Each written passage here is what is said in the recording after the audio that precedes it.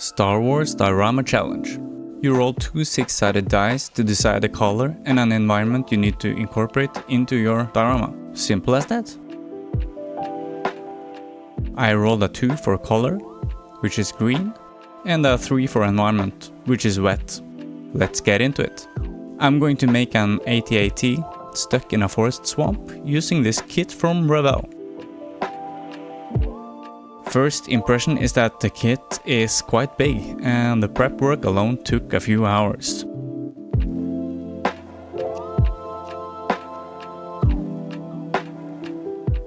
I'm not very impressed with the detail of the kit really, so I decided to add stuff and remove some other stuff. The biggest issue I had with it was how flat it looked. So I made some 3D pieces to give it more dimension.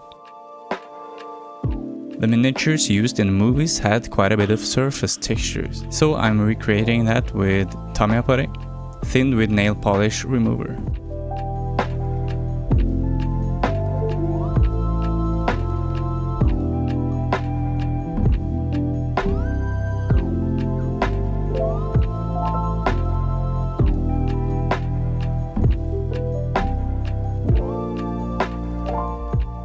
The difference is quite obvious, I think, and if I were to go for a grey AT-AT, I could almost call this one done.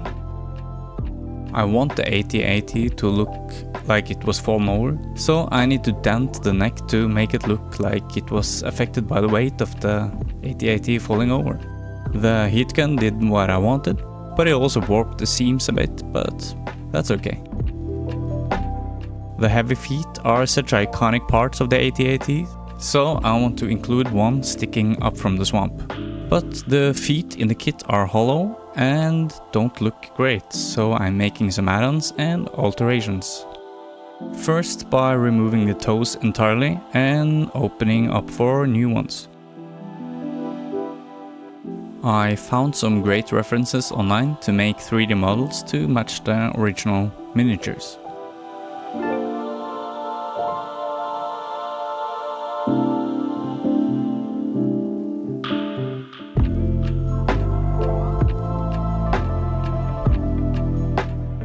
After attaching the toes with baking powder and superglue, I must say I'm really happy with how it turned out.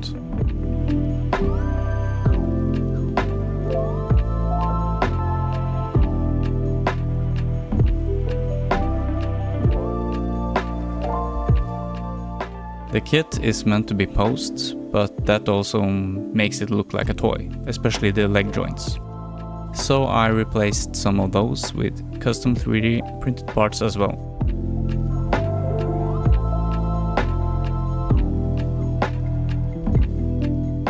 And also scratch built the main connectors from styrene sheets and styrene rods.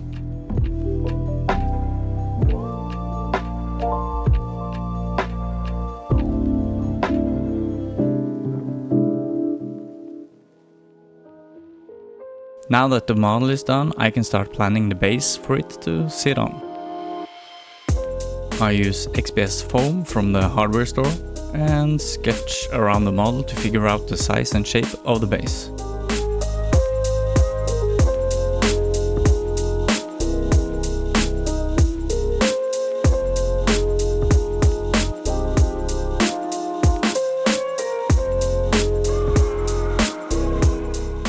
I use my hot wire cutter for the precise cuts and a knife for the more organic cuts.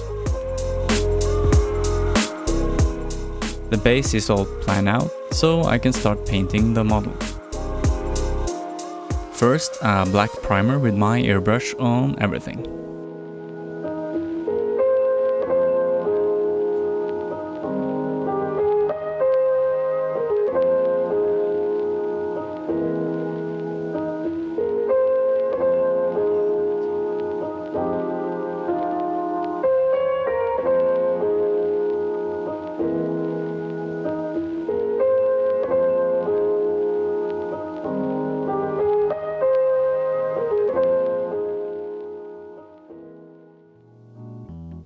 When that's dry, I can start adding the base rust layer.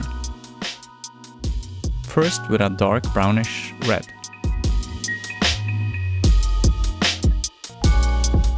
Then I mix up a brighter rust orange by adding a sandy yellow to the dark brownish red.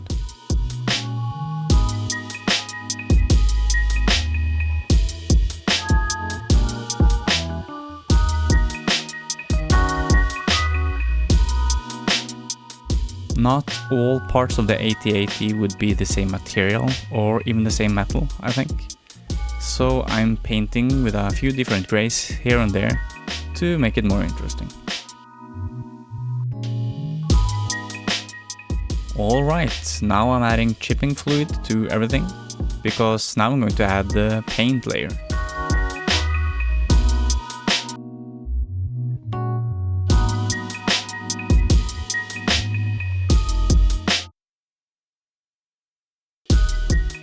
I'm going for yellow and mostly green camouflage to match the dice roll, green. I could go for a 100% green paint job, but I really wanted some variation in the paint. Let me know in the comments what you think and what you would have done differently.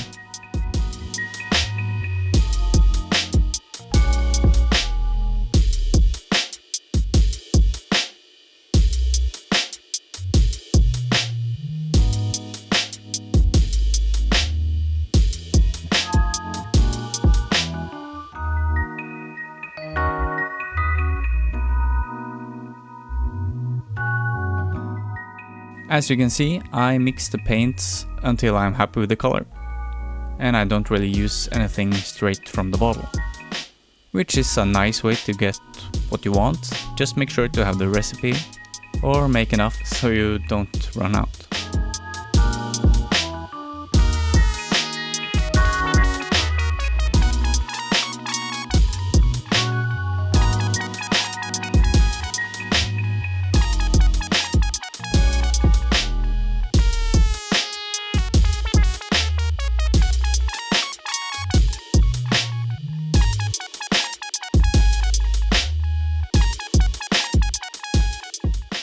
Alright, let's start chipping by reactivating the chipping fluid with water and a stiff brush.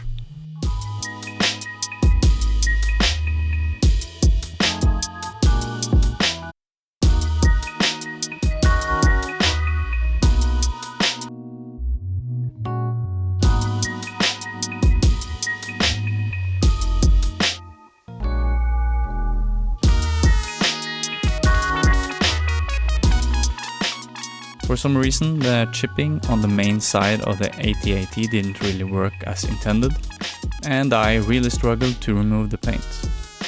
Almost like I forgot to add chipping fluid, which I did not, as you can see from the video evidence. But maybe I waited too long or something? I don't know. If you know, please let me know what I did wrong. Not ideal, but that's okay. Next, I'm going to work with enamel washes. First, a brown to unify all the layers so far and to mimic that sun-bleached look.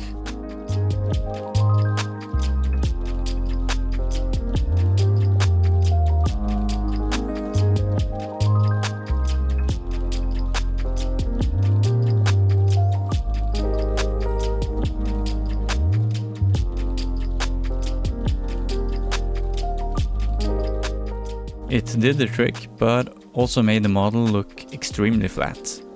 So the next step is a black panel liner to bring out some contrast.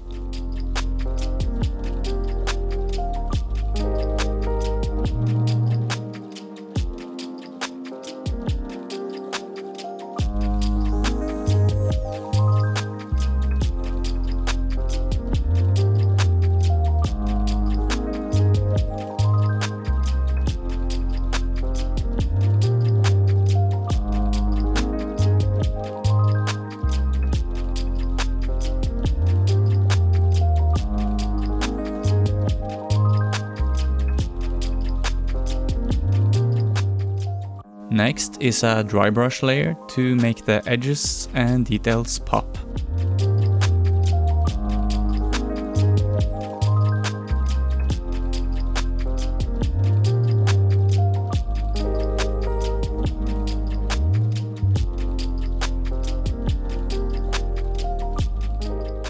The exhaust needed a different type of weathering with different types of chipping and a rust wash.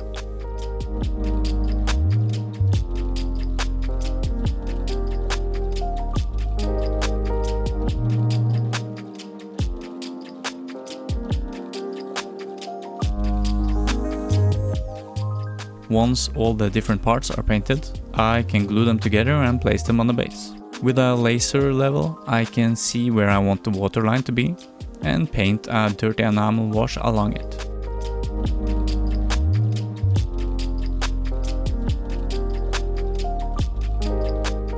Now let's add some streaking and weathering effects.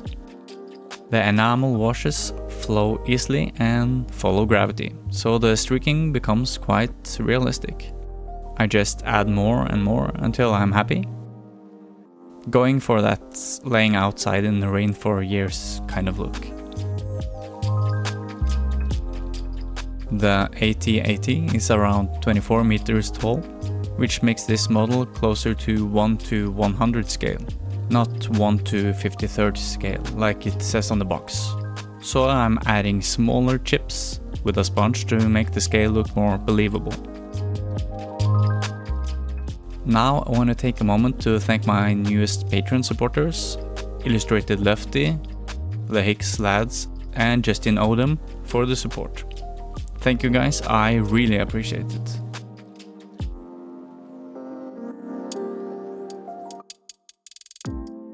Next up is the base. A fast and easy way to get a decent looking base is to add Diorama texture paste. I just put on a layer and spread it out, first with a palette knife, then with a brush.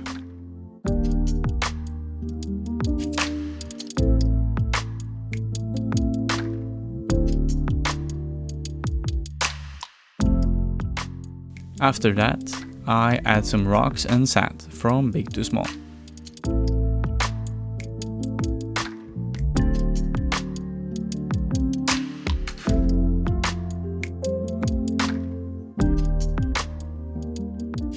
Then I spray on a layer of watered down white glue. When that's dry, it's time to clean up the sides.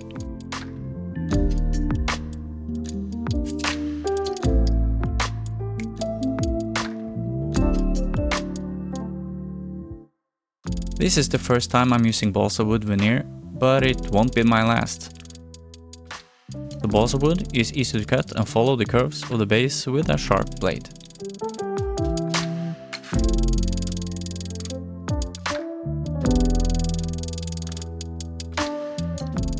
The gap between the base and the balsa wood is filled with the same texture paste as before.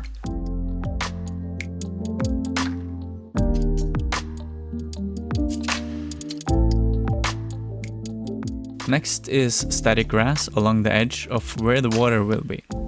In this scale it would be too tall for normal grass, but here it will work as straw.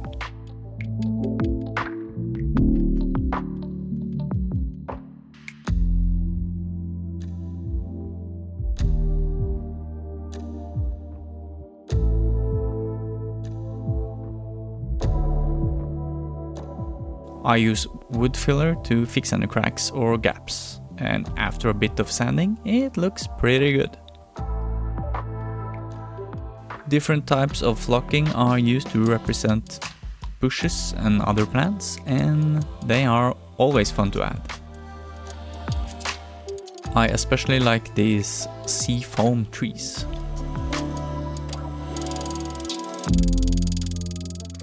I made these trees off camera. If you want to know how, check out CT Dioramas tutorial, link in the description. They are quite easy to make and add a lot to the scene, I think.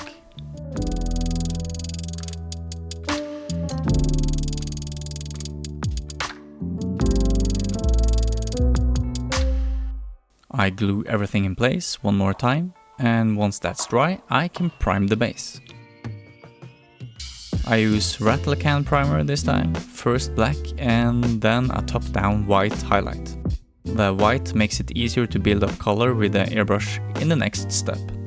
First a brown on all the straw and plants, then a yellow-green on the ground and trees, and a lighter warm green on the tops of the trees.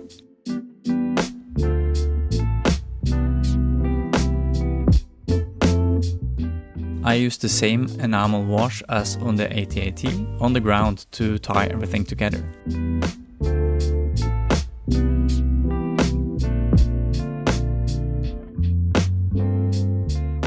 While it's still wet, I also add a lighter enamel to some areas and a darker one where shadows would naturally fall, like under rocks. Then I paint the individual rocks in a light grey.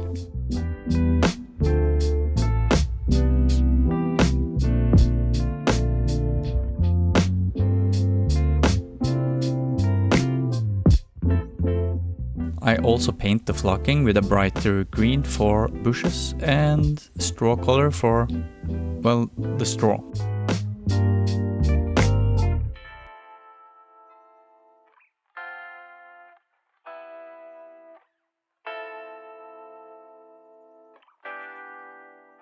I finished the ground near the waterline with a yellow-brown contrast paint to make it look a bit more wet and colorful.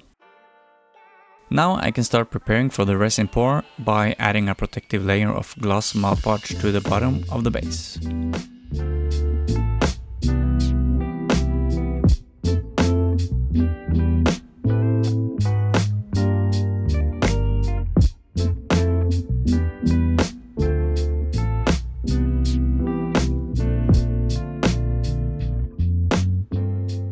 The dam is made from plastic-coated cardboard, glued in place with white hobby glue. White hobby glue is weaker than wood glue, which makes it easier to remove later without damaging the base. More glass Mod Podge is added to seal the gap, and I keep pressure on the dam with weights while it dries. Everything is now ready for the pour. I just need to glue the 8080 in place so it doesn't float. I've been careful with the dam, but you never know with resin, so I do everything inside a container. The resin is mixed as 1 part B and 2 parts A.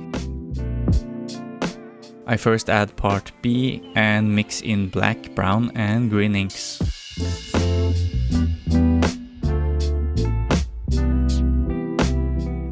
Then add part A. This was the full 750 ml batch, so I mixed for almost 10 minutes, not 5 like the instructions say. For some reason my camera stopped recording when I poured the resin. I'm sorry about that, but I guess you can imagine how it looks.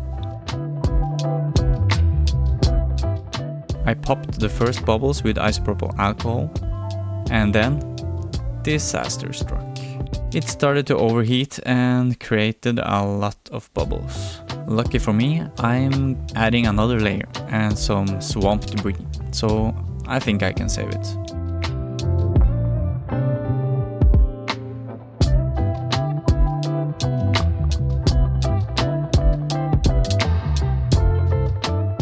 While the resin is curing, I paint the character that will be observing the scene.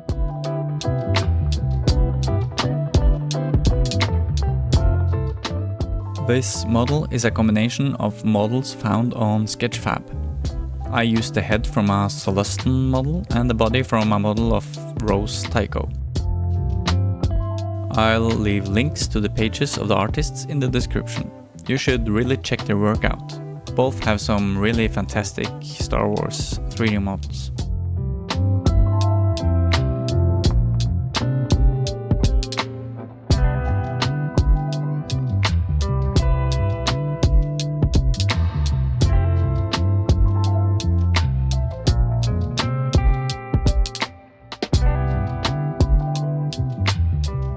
So the story is that this Celestin scavenger has found an old Imperial relic while scanning for treasure on forest moons in the Outer Rim. An old AT-AT could hold technology, weapons and valuables worth a decent amount of credits to the right buyer. Now it's just a matter of retrieving it. but needless to say, he is very excited about his find.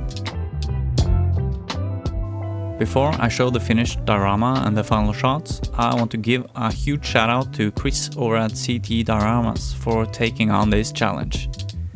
If you don't know Chris, he makes some really awesome dioramas and videos here on YouTube. His Star Wars dioramas are really next level stuff, so please go check his challenge video and give him some love.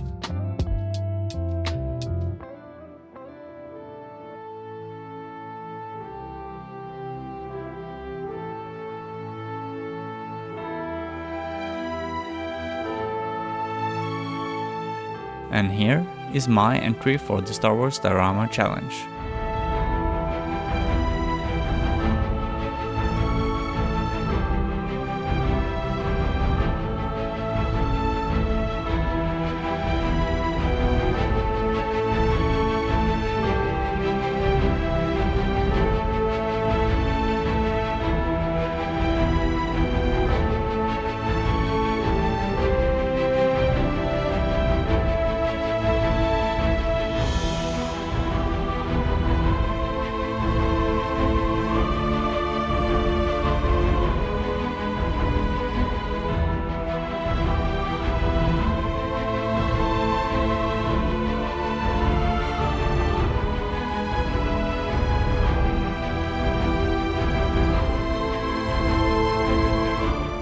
Thank you very much for watching all the way to the end. Next time I'll return to my spaceship series and I'm very excited about the next module. So please consider subscribing to the channel. Until next time, goodbye.